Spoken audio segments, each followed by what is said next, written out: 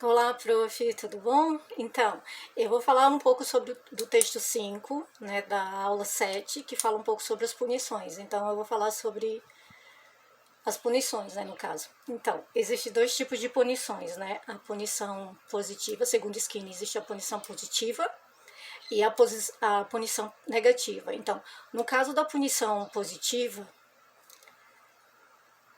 uma variável aversiva é acrescentada numa determinada situação. Ou seja, uma criança que faz birra, né, para não se alimentar direito ou para não fazer as tarefinhas da escola.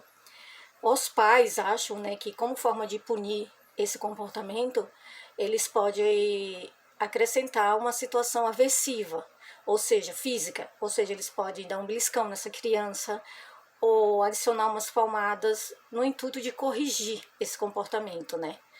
Já na punição negativa, uma, uma variável gratificante é removida, ou seja, vou usar a mesma situação. A criança não quer fazer a tarefinha da escola ou não quer se alimentar, né? Não quer fazer suas refeições.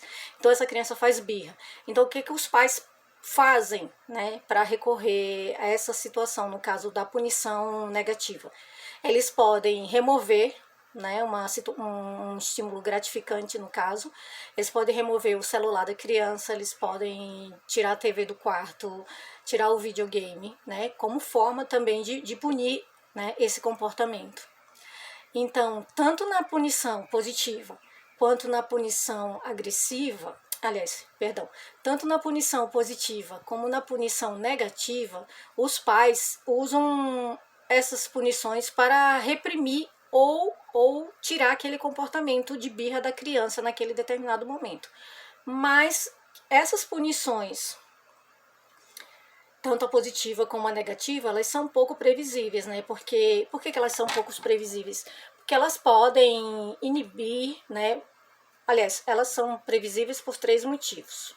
Primeiro, elas podem inibir o comportamento inapropriado daquela criança naquele determinado momento ou naquele determinado contexto, mas, porém, né, ela não vai instalar uma situação adequada.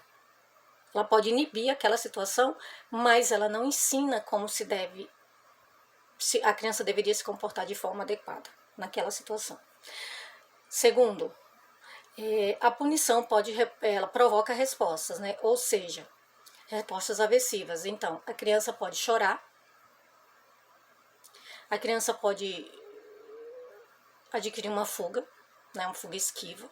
A criança pode também usar o revide, né? Então, que também é incompatível com o comportamento positivo. E a terceira situação é que as punições podem gerar aversões, ou seja, a criança pode se tornar aversiva com quem praticou a punição, ou seja, com os pais ou com o adulto responsável, né? A criança pode também ficar avessa àquele instrumento da punição, no caso, ou das palmadas, ou que no caso seria o adulto, né? Ela ficaria avessa à situação do adulto que fez aquela punição, ou ela pode ficar avessa ao instrumento que foi aplicado a punição, ou ela pode ficar avessa a qualquer estímulo, né, que é relacionado àquele contexto, entendeu? Então é importante a gente ressaltar aqui, né, que Skinner não era a favor das punições, né, principalmente das punições educacionais. Então ele preferia, né, no caso, o Skinner preferia reforçar do que punir, né, porque ele achava que a punição iria fazer que a criança ficasse aversiva, né, ia provocar aquelas situações, mas não iria corrigir.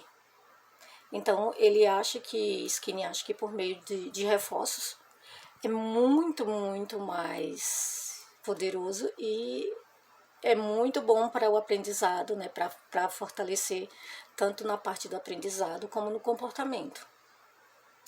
Então é isso. Eu queria também falar, prof, eu queria te agradecer muito, né, que eu não estou aqui de forma alguma forma punitiva, nem fuga esquiva. Eu tô aqui porque eu fui reforçada muito por ti durante esse semestre, né? Então, tu reforçou muito o meu comportamento desde que eu entrei na Uniftec e tu reforça ele sempre.